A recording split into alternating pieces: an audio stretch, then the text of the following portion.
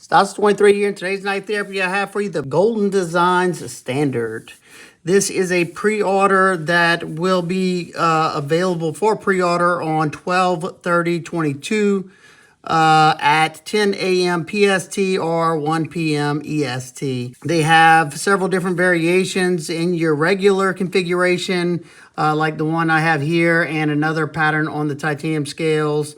It's going to come in at $269, and you have a jazzed up version with Damasteel that's coming in at $329. Hopefully I popped those up on the screen now just so you can see the different variations. The pre-order will only remain open for 3 days. 3 days. So if you're interested in this, you definitely need to set yourself an alarm or something so you don't miss out. No limited quantities, so many as you want, many as there can be for in those 3 days. So that at least that's a plus there. And right now the estimated delivery date is June 30th, 2023. You know, that's estimated. Sometimes those fluctuate. So if you do get in on this, you need to just keep an eye out on his Instagram and maybe the website as well. So let's get some quick specs out of the way so you have an idea of the size of the knife. You have a total length of 7.5 inches, so it's a perfect EDC size for me at least. You have a blade length of 3.2 inches and a cutting edge of 2.8 inches. You have a grip area without the forward choil of 3.5 inches, with the choil all the way up here to the back right here, 4.5 inches. You have a handle scale thickness from here to here of 0.48 inches. You have a close width in the pocket, two widest points at 1.25 inches. Your blade stock thickness is coming in at 0.125 inches. And the behind the edge thickness on this particular knife is around 16 thousandths. And it's sharpened at, it's in between 23 and 18 degrees per side, because one side's 23 and one side's 18 on this particular knife. Now, there are going to be some changes to this knife for the better. And just so I can get a nice comprehensive review, I decide to not look at those changes until the very end of the review. So definitely stay watching all the way to the end. So if you are interested in this, but you were hoping something would be different, you can check those out at the end. It just helps me to, gather my own thoughts, and I'm not, paying attention to what somebody else said. So let's take a closer look at this. You have a nice classic drop point, very clean lines all together on this. I love the blade shape. I think it's very attractive. You have a top swedge that goes all the way down to about right here. Just a nice added effect there. Sorry if y'all hear my dog barking. You have satin on the flats, and you have stone wash on the primary bevel here. Nicely done. You have a blade hole, and you also have a forward finger choil right there that is definitely going to fit just about anybody's finger. Something we will talk about in a little while. You have a nice precise point right there for doing piercing tasks or, fine detail work. And the blade steel, I'm hoping it's still going to be printed right there. This particular prototype is in Magna Cut, but unfortunately, due to supply issues, they could not get enough, or they couldn't get any Magna Cut to make this a Magna Cut. So the blade steel is going to be M390, and the OEM to this knife is Best Tech Knives, and they do some excellent OEM work. You do have a nice fine row of jimping there that is doubled for the deployment as well, that we'll talk about later. And the blade has a nice flat grind that comes down to a pretty thin edge. Why don't we do some testing with this and see how well it performs.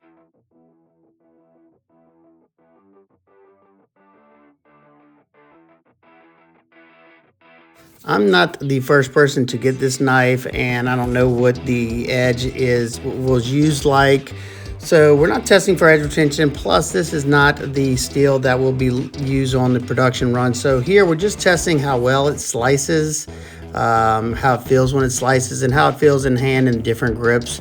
So right off the back, it's slicing very well through the cardboard. Let's hope it continues to do that later on down the road.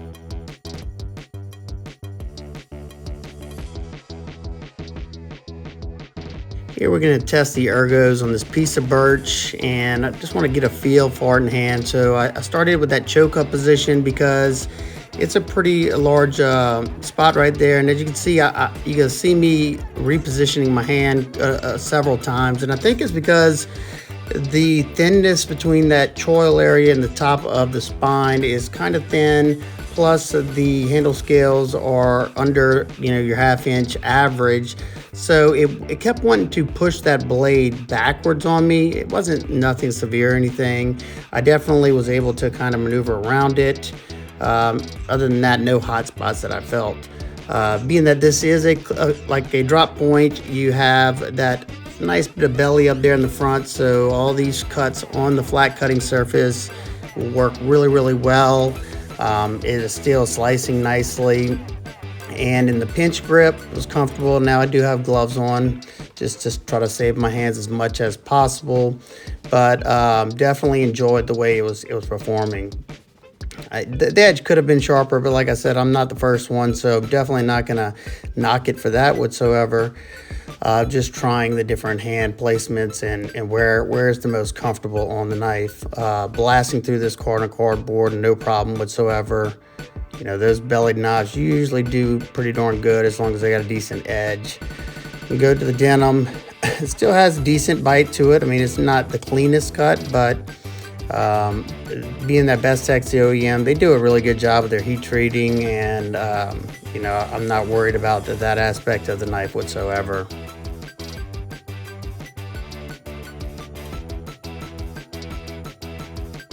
I'll be honest, when I got to the half-inch sisal rope, I didn't expect much out of it. I didn't think it would have any bite to it, but man, was I surprised. You have a fairly thin grind, so it's not taking a whole lot of downward force, plus that nice belly up there. I can do those rocking motion cuts or just a straight push down cut. Pretty comfortable. Now, I did notice, when I'm pushing a little bit harder, the shadow box scales, I am kind of feeling in hand, pushing down. I don't know if it's because of the chamfers or what. Nothing that I was too alarmed with. I tested this without gloves on also, and I didn't really feel the need to where I knew I had to put on gloves or anything, but definitely could tell it was there. Not my main focus, at least. He does have some changes also that are being made to the knife, to the actual production version, so that might be something. I haven't read them yet. I try not to read them till the very end. So here, we're gonna cut to the end right here. We end up going through 46 cuts. I find that to be really good. Well, I hope y'all enjoyed that cutting. I enjoyed making it for y'all. Let's take a look at the deployment in action on this knife. This is a dual deployer. You have a nice blade hole right there. It's got a nice chamfer around there, so it's not super sharp. Easy access for the reverse flick. It is riding on bearings. You can thumb flick it. It's not the easiest just due to access. I would definitely like to see, maybe like a milled spot to make it easier to get to. It is a front flipper design as well. Like I said, I like the way they went with the fine jimping there. Easy to front flip, even for somebody like myself that's not the best at it. And being that this is a liner lock, you can do the reach around also. It is riding on ceramic ball bearings and a ceramic detent ball, so it's a nice and smooth action. I absolutely love the lines to this in the closed position as well as the open position. Now let's take a look at these handle scales. Very, very attractive, and I messed up in the unboxing. I call these G10, but this is definitely titanium. I don't know why I called it G10. The feel to it is definitely a titanium feel. You can get it in this wave pattern right here, and he also offers it in a dimpled pattern for the overlay or whatever you want to call that. I like the pivot. It is flush, and as you can see, it's a concave pivot. Nicely done there. It looks nice. Very minimal hardware here. You have a T8 Torx right here, and that is it. T8 Torx for the pivot, and a milled titanium pocket clip. Looks like just a regular bent spring clip, but it is a blind screwed milled titanium pocket clip, meaning it's screwed on the backside so you don't have any hardware. Very, very nice looking. And I'm guessing this screw right here is what is going into here. That keeps it very, very clean. Love that. The titanium scales right here are shadow box, just meaning that they sit, the liners sit proud of the frame right here. Let me open it up so you can see that. The liners are titanium also, and I like how they put that lock bar relief cut on the inside so you don't have anything that breaking up this line right here. Very nicely done. Something that I kind of talked about whenever I was doing the testing, something that I felt. I definitely did feel these titanium liners, especially in this lock cutout right there.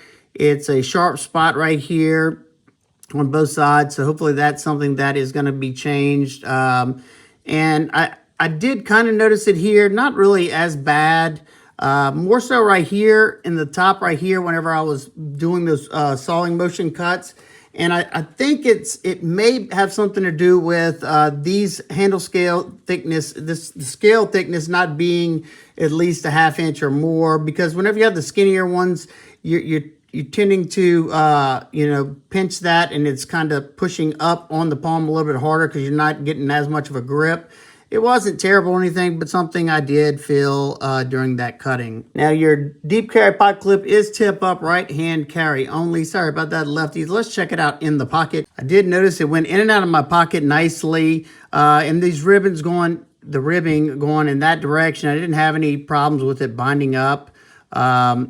If anything, maybe the blasting has a little bit more texture, but you want it to be able to hold it into your pocket. You do have a decent ramp there. And it carries really, really nicely because you don't have a flipper tab or thumb stud to get in the way. It hugs the side of the pocket so you can easily get your hand in there without having to worry about it. And that's all you have sticking out of the pocket. Definitely A-okay for me. Let's flip it over, take a look at the inside. Now, I talked to him about this. The hole in this is just for aesthetic purposes, along with this and the blade hole.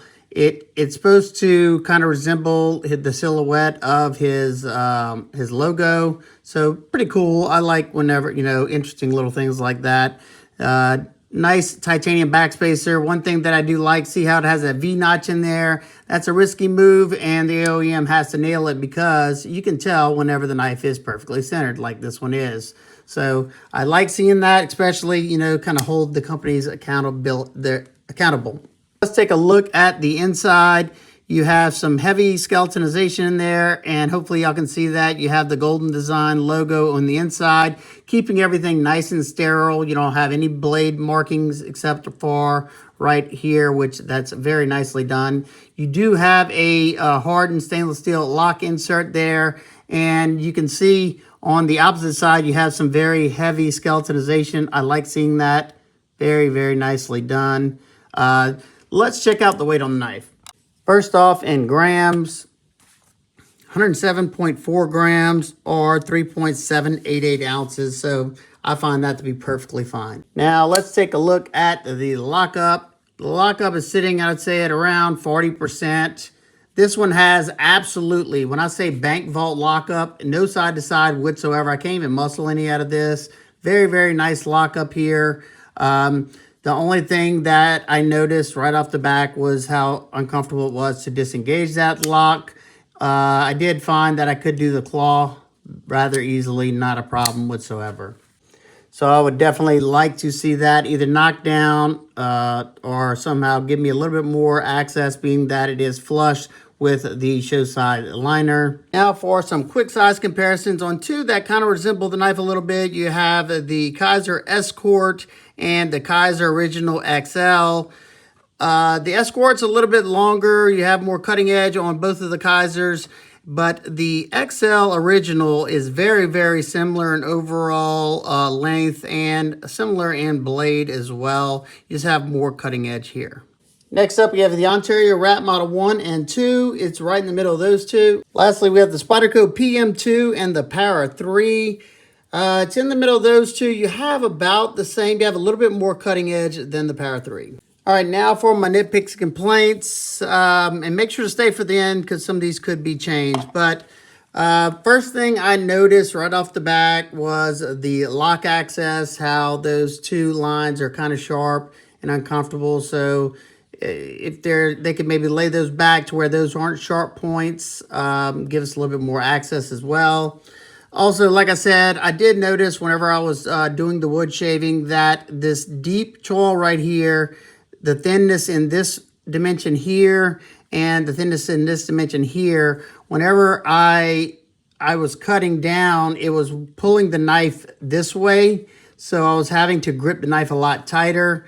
Not something you would feel if you were pinching it like this, but in this grip, you know, which a lot of people grab, those forward choils like this to get a lot of momentum. I don't know, not something that, you know, I don't know if you could really change that, maybe make that a little bit less deep. Then it would kind of mess with this. So I don't know. And then I go back both ways on, you know, those forward finger choils because you're losing, you already have, you know, a rather small blade at 3.2 inches, and then now you have 2.8 inch cutting edge now. So I could have went without it on this one, but, you know, I get it. You know, it looks good, and it's not terrible in hand either. So the only other thing that I noticed whenever I was doing the wood shaving, when I started pressing down hard on there, and whenever I was doing those sawing motion cuts, these these shadow box aligners, I could feel them. It wasn't painful or anything, and I don't really know what it was being caused from because there's no really sharp edges here. I don't know. Maybe those could be softened a little bit more. It's not, you know, the biggest deal, but let's take a look at what some of these changes are so you can see if any of these are being addressed. All right, first thing I see whenever I'm looking on his website, it says the blade steel we already talked about is going to be M390 instead of Magna Cut because of supply things. Also, it says jimping will be extended to the forward end of the blade hole. So the jimping, instead of stopping there, will come all the way out to here. You know, that's a good thing because right here you're barely getting it, but if you're choked up here, you're not going to get it at all. So that's a good thing for people who like jimping. I don't really care about jimping, so it doesn't bother me, but I am glad that he went with the fine jimping like that. Next, the lightning holes in the frame will be modified slightly. I don't know what he means by that. I showed y'all what those look like. He will have pictures before these are dropped. I was told on his site on the changes that were implemented. So if you're interested in knowing about those modified, how they can be modified, definitely check his site. And I will have all the links in the description. So also, the internal construction will be simplified. Don't really know what he means by that, but okay, there's nothing, that's only a good thing. Oh, sweet. Lock bar access will be less sharp. Now, I'm pretty sure I read, as I was looking for this, that he sent me a picture of this. So I'll pop that on the screen now so we can take a look at it. This is definitely, you know, probably my biggest gripe. So knowing that that's fixed, I definitely feel a lot better about the knife. So also, he says the blade swedge will be removed near the front flipper tab. Let's see. So you can see how you have a swedge that goes all the way to the back right here. So I'm guessing he's going to take it to about, I don't know, let's see where the front flipper tab is. So all the way, I guess it'll stop right here if I had to take a wild guess. So it doesn't come all the way back there. I'm guessing so this is a little bit more comfortable. I don't really notice it to be an issue, but it would make it a little bit less skinny right there. So that's another good change. Let's see. Also, the lock face angle will be modified very slightly. So I'm guessing maybe one of them had, I don't know, maybe lock slip or something. This one is a bank vault lock up here. So I don't know, but the geometry definitely needs to be right, and I'm glad that he's addressing that. All right, so my final thoughts and opinions. At $269 for what you're getting here, all this milling, M390, best tech quality, you're getting the lock insert here, the milled titanium pot clip. I think this is a very, very reasonably priced knife. I know it's not cheap by any means, but this is a premium knife. I think it's an excellent deal. I think it's a very attractive knife. Even with the gripes I had, most of them are being fixed, so I'm A-okay with that. I love the milling here. I love the other one with the little dimples in there. It looks nice. And I'll tell you what, that Damasteel one looks so nice. I'm kind of thinking about picking that one up. It looks so good, and I don't really do Damasteel that often, but that one looks super nice. So overall, I think he has a winner here. I love the form factor of it. I think it's an attractive knife, and I think it's going to be made a lot better just by those little changes that he will be making. Definitely love to hear y'all thoughts, and if you plan on picking one of these up, definitely let me know down in the comments. If you have any questions, I'm sure he will be in the comments trying to address any of y'all concerns that you may have. And if you have any questions for me, also leave that down in the comments. All right, guys and girls, I hope everybody's having an amazing day. I will see y'all on the next one. Peace.